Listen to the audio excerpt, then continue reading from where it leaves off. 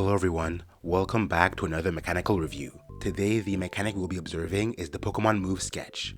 Sketch is probably the most unique move in all of Pokemon. It allows the user, usually Smeargle since anyone that can actually use it, to permanently copy any move it just saw, allowing Smeargle to essentially learn almost any move in existence. This mechanic is, in my opinion, so much fun. Not only is it unique, but it also allows the player to do some seriously creative things with it. With this move, the Pokemon becomes a being of almost infinite potential. If you want a full-blown attacker, you can just teach it the strongest moves in the game. If you want a perfect setupper, is that a word? You can just teach it all the best setup moves, like Trick Room or Sleeping Powder. If what you need is a bit more situational, that's no problem either. All you need to do is teach it the correct moves to make it work in the way you want it to. The only thing that really limits this move is the Pokemon. Smeargle itself is just not that strong. Its base is pretty weak.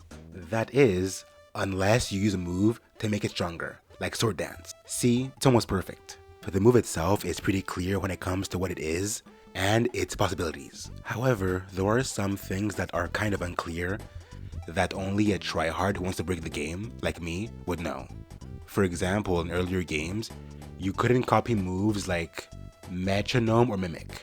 And I'm assuming you can't Sketch because why would you? The real potential of these moves really come out during competitive combat in 2v2 settings. It almost feels like Sketch was made for this format. Almost everything I spoke about when it comes to its depth shines even more here. Its utility for crowd control and affecting the field is unmatched here. Almost every single supported move could be used, such as the aforementioned Trick Room. You can use Follow Me to mess with your opponent, and many others. What makes this move really dangerous is the way in which it allowed some players to bypass some regulations. For example, in competitive play, especially on a wider stage, there are regulations, and usually those regulations involve which legendaries you can and cannot use. That is mainly because some legendaries are just too strong, and this is a way to make sure things don't get out of hand. Things proceeded to get out of hand. Because yes, legendaries were out, but their moves weren't.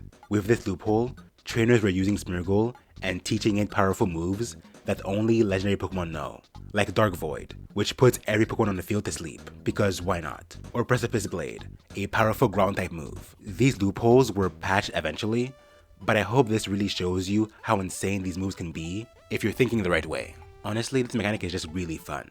I like it a lot, and I love how it puts all of the control in the player's hands. And for that, I'll use my concrete, objective, and real ranking to give it a 9 out of 10. See you next time.